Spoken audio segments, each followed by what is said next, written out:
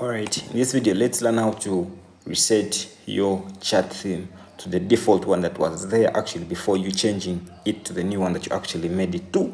So, for example, this is when I open WhatsApp. This is my new chat theme, okay? I want to set it back, restoring it back to the default one, okay? If you are like me and you want to change that to the previous one, do this. You're going to head back, going to go to your settings right here, tap settings, go to your chats right here, select chats, you see the default chat theme right here, tap default chat theme. Then in the right upper part of your screen, you're actually going to see the three dots right here, tap the three dots.